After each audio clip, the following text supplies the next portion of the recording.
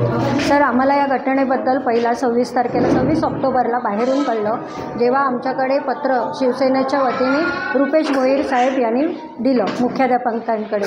मुख्याध्यापकांनी त्यावेळेला त्यांना परिस्थिती समजून सांगितली की अशा प्रकारचं काही घडलेलं नाही. ज्या वेळेला मुख्याध्यापकांनी त्यांना हे सांगितलं, ते म्हणाले आम्ही काही दिवसानंतर येतो आणि आम्ही त्याच्यावरती इकडे विचारणा सुरू केली की असं काही कोणी शिक्षकांनी काही केलं आहे का. आता सर्वप्रथम पहिली गोष्ट ही आहे की शाळेने अशा कुठल्याही प्रकारचा फतवा काढलेला नाही. जे फतवा करून ही गोष्ट अशी खूप मोठी आहे, तसं कोणी असेल फतवा त्यांच्याकडे तर आम्हालाच दाखवावा, दॅट विल बी बेटर. दुसरी गोष्ट म्हणजे शाळा ही सर्वधर्मीय शाळा आहे, इथे सर्व धर्माचे मंडळी आहेत. आत्तापर्यंत युनिफॉर्म हा एकमेव गणवेश हा एकमेव युनिफॉर्म असावा मुलांचा, असं धोरण शाळेने राबवलेलं आहे. त्याचं कारण म्हणजे जसं म्हटलं जातं की कुठल्याही प्रकारच्या गोष्टी मुलं मध्ये शार्पनरसारख्या गोष्टी घेऊन यायचे आणि कोणाच्याही मनात आणि ध्यानीमनी येत नसे की शार्पनरनी काय इजा होऊ शकते. पण त्यामध्येही मुलं शार्पनरच्या मधला जो हे आहे ज्याच्याने शार्पन होतं ते काढून वापरायला सुरुवात कधी करण्याची भूमिका मुलांची असते त्या मस्तीमध्ये. अशाने कोणाला इजा होऊ नये म्हणून आम्ही तेही लोकांना सांगितलं की तुम्ही आणत जाऊ नका. त्या व्यतिरिक्त इतर धर्मीय मंडळी जे कडे घालतात, बांगड्या किंवा काय, ह्याच्यानी कोणालाही दुखापत होऊ शकते. आज मुलं अशी आहेत की एका वर्गामध्ये एका जागेवर बसण्याची मुलांची कॅपॅसिटी खूप कमी आहे. रील्स वगैरे आणि व्हिडिओच्या माध्यमातून मुलांना इतक्या अनेक गोष्टी कळतात की त्यामधलं खरं काय, खोटं काय, चांगलं काय, वाईट काय, याची अनुभूती मुलांना शाळेमध्ये किंवा घरी पालकच देऊ शकतात. त्यामुळे हा विषय धार्मिकरित्या आता पुढे येतो आहे आणि त्याला धार्मिक वळण लावलेलं आहे. तसं शाळेमध्ये काही झालेलं नाही. आम्ही शाळेमध्ये सगळे हिंदू सण साजरे करतो.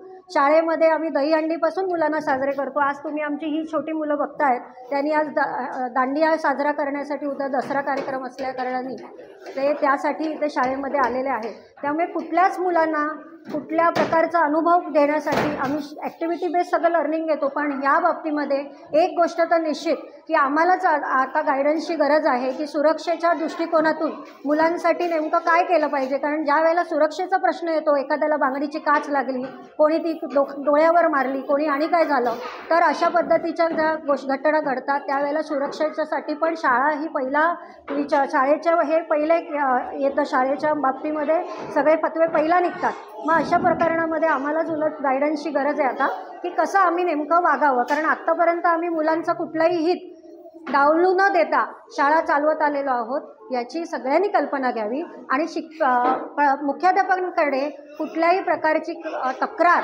आलेली नाही आहे, हे मुख्याध्यापकांनी तुम्हाला याच्या अगोदरच सांगितलेलं आहे. सर, इथे जसं मी मगाशी म्हटलं की सर्व जातीय लोक या शाळेमध्ये आहेत. एका जातीतल्या लोकांनी एखादी गोष्ट चालू केली तर दुसऱ्या जातीतली लोक पण ते चालू करतील. मग इकडे धार्मिक तेढ शाळेमध्येच निर्माण झाला तर आम्ही सुरक्षेच्या बाबतीमध्ये आम्ही नेमकं काय करावं हेच तर आम्हाला कोणीतरी सांगावं. ते गाईडलाईन्स घेऊन आम्ही पुढे जाऊ. आणि मुळामध्ये शाळेमध्ये सगळे जे व्यक्ती आहेत ते हिंदूच आहेत. कोणी आपल्या हिंदू धर्माला डागाळेल किंवा हे करेल असं इथे कोण करणारं नाही. उलट आम्ही प्रोत्साहन देतो. पण फक्त धार्मिक टिळा किंवा हे हिंदुत्वाचं प्रतीक आहे असं धरून चालणं पण तितकंसं योग्य नाही ठरणार. शाळेच्या बाबतीमध्ये मुलांचं हित हे आम्हाला सगळ्यात पहिलं बघावं लागेल. पालक सभा आता नुकती झालेलीच नाही. पालकांना काही बोलण्यासाठी आमच्याकडे आता नुकती सभा पालकांची कुठली झालेलीच नाही आहे. आणि जसं तुम्हाला सांगितलं, मुख्याध्यापकांशी पण तुम्ही बोला. त्यांनी तुम्हाला ह्या अगोदरच सांगितलेलं आहे की अशा कुठल्याही तक्रार पालकांची मुख्याध्यापकांकडे किंवा मुलांची मुख्याध्यापकांकडे आलेली नाही. आम्हाला हे पहिल्यांदा 26 ऑक्टोबर रोजी बाहेरूनच कळलेलं आहे. आणि त्यानंतरचे जर दिवस बघितले तुम्ही तर एक रविवार गेला तर कालपर्यंतचे दिवस म्हणजे 2च दिवसामध्ये हे अगदी प्रकरण धार्मिकरित्या पेटलेलं आहे.